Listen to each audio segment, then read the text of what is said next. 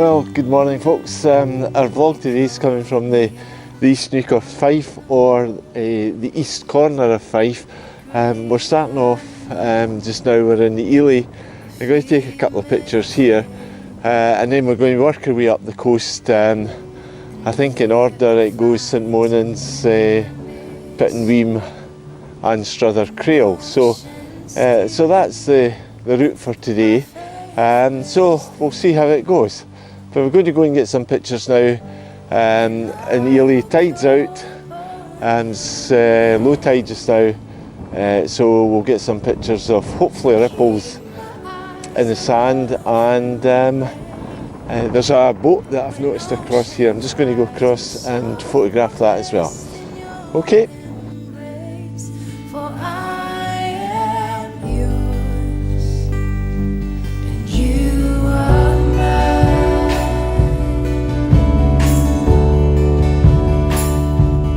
Right, this is the boat I was talking about. As you can see, it's got a light green bottom. It's got this lovely red tarpaulin on it, and in the background you've got the sort of golden sands, the houses, blue sky with clouds in it just now, and so I put a 0.2 filter on the top just to darken the sky a wee bit. I'll be taking it at f11. At 125th of a second. Got a 2-second timer on it, which I'm going to press now. I haven't bothered putting the cable release on, so there we go. That's that one. I'll probably take one as a portrait shot, maybe from further round, getting a picture out this way, so I'll go and do that right now.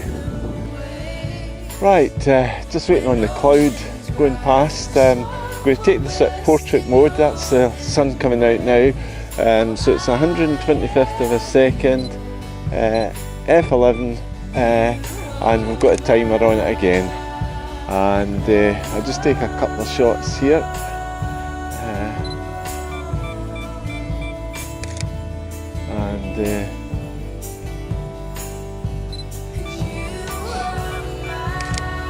That's it.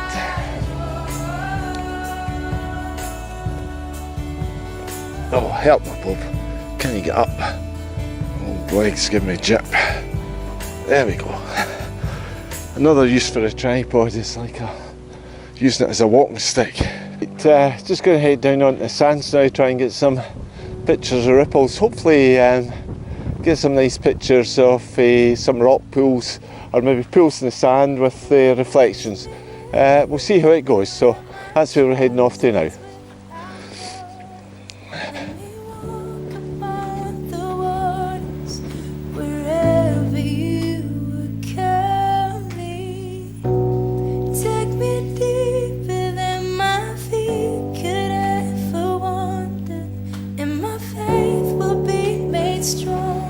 Right, as you can see, we've got some nice ripples in the sand here. I'm going to take a picture. Most of the picture I'll focus on the ripples leading into the houses in the background with some sky. So we're going to take that right now, and the sun's just going in again. So wait till the sun comes out. But one of the important things about taking pictures on beaches obviously is try not to get too many footprints around the part that you want to photograph. Otherwise it sort of ruins the shot. You obviously can't help other folk who are out with their walking their dogs and this sort of thing, but if you're on the beach on your own, then obviously you try and make as few footprints around the part that you're going to photograph. Right, that's the sun come out now. I was going to take it earlier, but a guy walked right in front of the camera. So anyway, the sun's still out. Quickly it's beginning to go back in, so I'm going to take that shot. One of the other things you could do is get lower down, take a shot, focusing more on the lines leading into the photograph. But unfortunately I'm having problems with my hips, so once I get down I struggle to get back up, and I use this as something to hold on to, but So I'm going to be just sticking with the photograph I've got today. Might go over and get some of the boats that are up out the water, and then we're heading off to St Monans.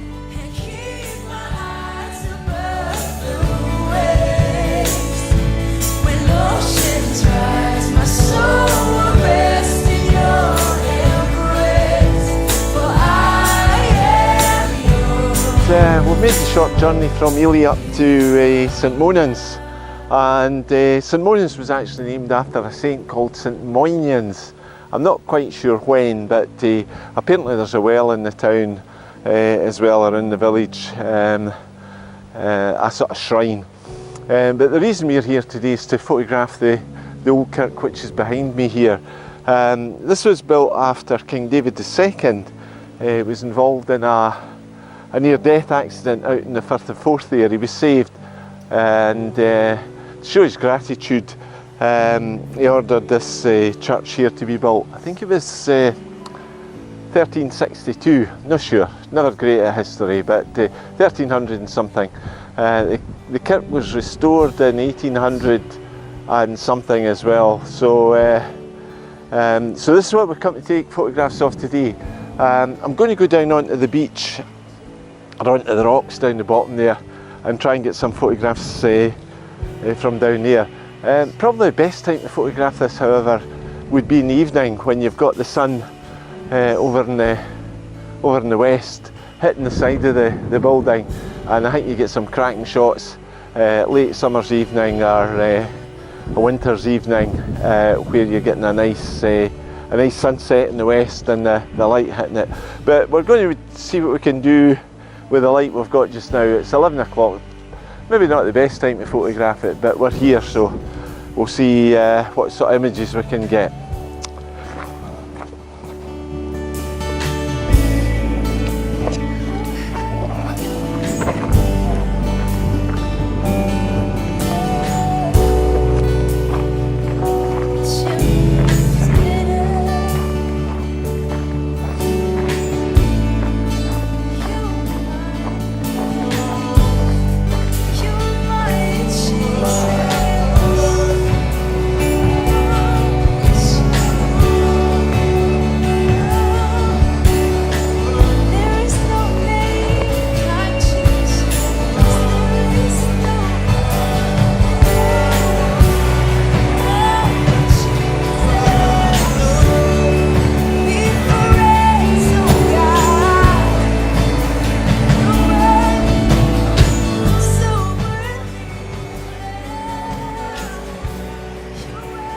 Right, I've set a shot up here. It's not going to be brilliant. There's a pipe coming down the middle here. There's some lovely green coloured rocks there. I've had a pair of wellies on, and I've probably been out there getting them in the foreground. But what I'll maybe need to do is make this more a square photograph, cut the pipe off at the bottom. But I've taken it down to ISO 50 f11, and that's giving me a speed of 180th of a second. So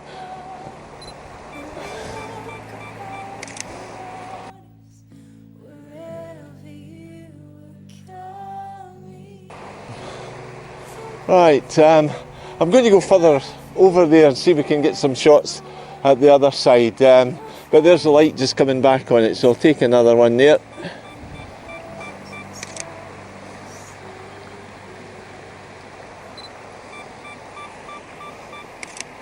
Right, going to head across the other side.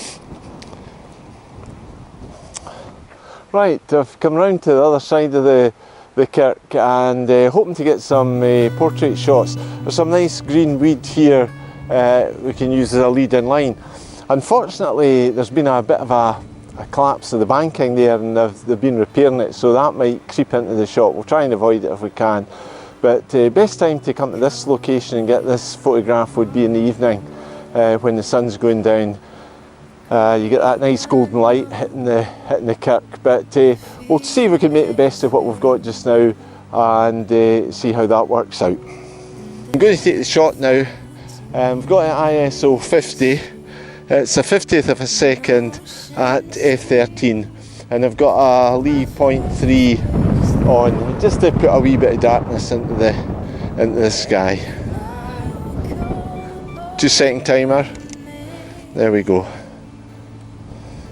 A couple of folks walking along here now, so I'll maybe see if I can get one with them in it. Oh, there we go.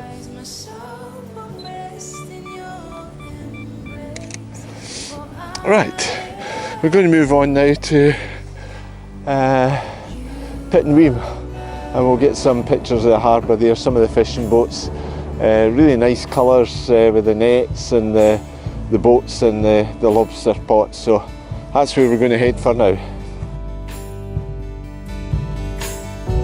Your grace abounds in deepest waters, your sovereign hand. Right, I've come over to Pittenweam, get some pictures. Light's very harsh just now. It's what, just 1:05. The sun's pretty much overhead. These fishing villages are just amazing places for colour. Behind where the camera is, there's green nets, orange nets, yellow nets, blue nets, and then over here you've got white, pink houses, orange roofs. So red boats, white boats, blue boats, and so just a massive colour. So we're going to try and get some handheld shots now, just with some of the fishing nets, and see what we can get. I'm not going to take an awful lot of photographs. It's more or less just to come here and let you see what the village is like if you haven't been here before. And I suppose, like a lot of the fishing villages up in the northeast of Scotland, these places used just to be full of boats, fishing boats, but over the years with the cutting, the amount of fish they could land, the boats have disappeared. But hopefully that'll change after Brexit, and these guys who put their lives on the line every time they go out there fishing will get the fishing rights that they deserve. But we're going to go and get some photos now, and I'll let you see a wee bit about Pittenweam.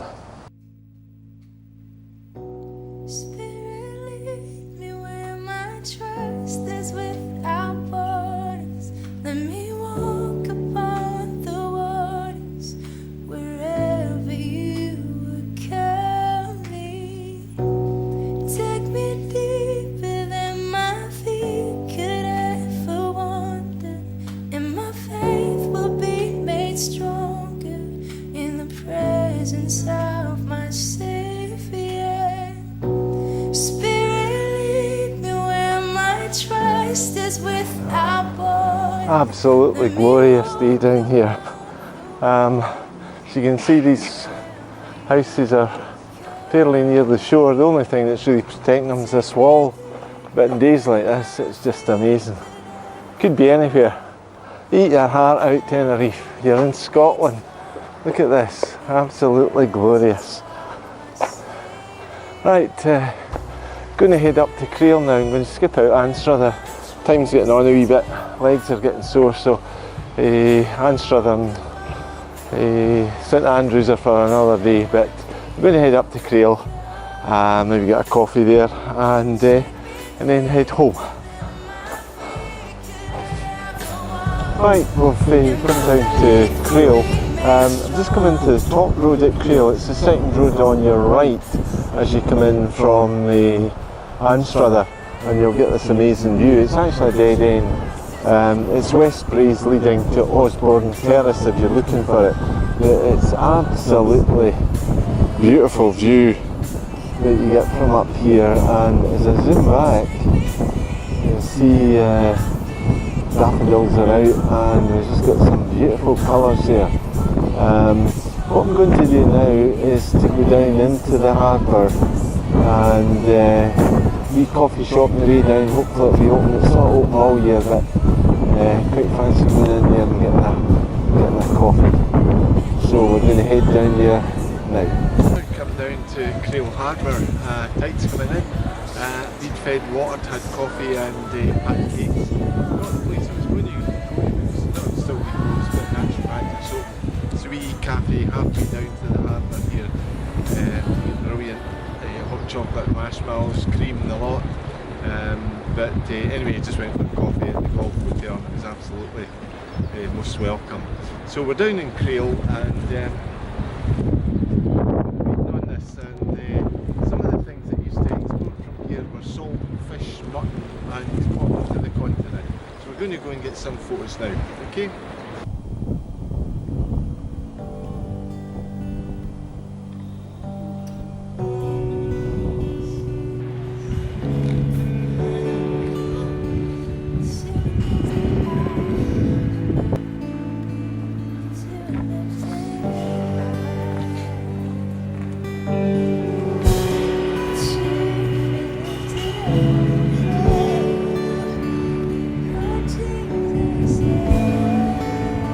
Right folks, that's me finished for the day.